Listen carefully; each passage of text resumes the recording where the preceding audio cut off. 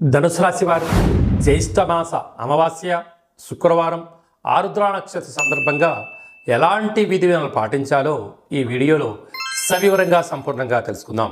ధనుసు రాశిలో ఏ నక్షత్రాలు వస్తాయనగా మూలా నక్షత్రంలోని 4 పాదాలు, పూర్వాషాఢ నక్షత్రంలోని 4 పాదాలు, ఉత్తరాషాఢ నక్షత్రంలోని 1 పాదం కలిపితే ధనుసు రాశి అవ్వడం జరుగుతుంది.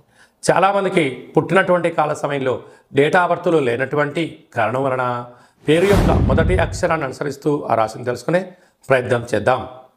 ఏ, యో, బా, బి, బు, ధా, బా, డా, బే అక్షరాల వారిని కూడా ధనుసు రాశి జాతకులే.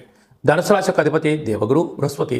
తృతీయంలో శని సంచార స్థితి ఉండడం వలన ఇటు తల్లిదండ్రుల నుంచి అటు అత్తమామల నుంచి సకుటుంబంలో ఉండబడిన వారందరూ కూడా మిమ్మల్ని ఒక రకమైనటువంటి ధనాన్ని సంపాదించే ఏటీఎంగా చూస్తున్నారు. మీరు డబ్బులు ఇస్తున్నంత వరకు మీరు వాళ్ళ పాలిట దేవుడు. మీరు ఏ రోజైతే డబ్బులు ఇవ్వడం మానేస్తారో ఆ రోజు నుంచి మీరు పాలిట రాక్షసుల్లా కనపడుతూ ఉంటారు. మీరు ఇంత సేవ, ఇంత ధనము, ఇంత సమయాన్ని ఎవరి కోసం వెచ్చించారయ్యా అంటే మీ దగ్గర సమాధానం లేదు, తీసుకున్న వాళ్ళ దగ్గర కూడా సమాధానం ఉండదు. అర్ధాష్టమ రాహు కనుక మీ డబ్బులు ఎవరైతే నా అక్క చెల్లెలు, అన్నదమ్ముళ్ళు, బావలు, బామర్దులు, సొంత అన్నదమ్ములని మీరు ఎప్పుడైతే అనుకుంటారో వారే వీరు శత్రులు అవుతారో అని చెప్పి గమనించాలి. సంతాన స్థానంలో కుజ భగవానుడు స్వక్షేత్రకంగా ఉండడం వలన వృత్తులలో, ఉద్యోగాల్లో, వ్యాపారంలో నైపుణ్యత, మీ పిల్లలకు శిక్షణ, మీ పిల్లల యొక్క భవిష్యత్తు ఆలోచించడంలో అన్నింటా విజయం మీ సొంతమవుతుంది. 6వ స్థానంలో దేవగురు బృహస్పతి సంచారం చేయడం వలన నీటి భయం, అగ్ని భయం, చోర భయం, అన్నింటా ఆలోచన, ఆరోగ్యంలో ఎప్పుడు ఏ మార్పు వస్తుందో అని చెప్పి నిత్యము సతమతమవుతూ ఉంటారు.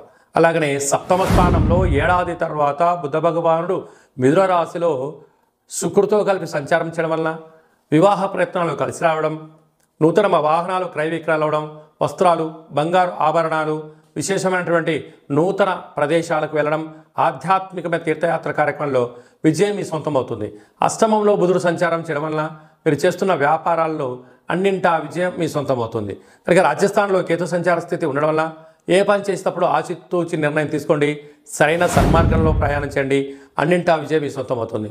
కనుక శుక్రవారం అమావాస్య ఆరుద్ర నక్షత్ర సందర్భంగా కళవు వెంకటనాయక అన్నట్లుగా వెంకటేశ్వర వారికి ఒక తులసి మాల సమర్పించడం, లక్ష్మీదేవి అమ్మవారికి కుంకుమతో, పసుపుతో, పంచామృతాలతో అభిషేకం చేసుకోవడం, కాళభైరవ స్వామి వారి యొక్క దీపము, కూష్మాండ దీపము లేక నారికేళ దీపము, అలాగనే కాళభైరవ అష్టకాన్ని వినడం, హోమ కార్యక్రమం పాల్గొనడం, పక్షులకు, కుక్కలకు ఆహారాన్ని దానం చేయడం, గోమాతలకు ఆహారం ఏర్పాటు చేయడం వలన మీకు మంచి కాలం ఉంటుందని చెప్పి గమనించాలి.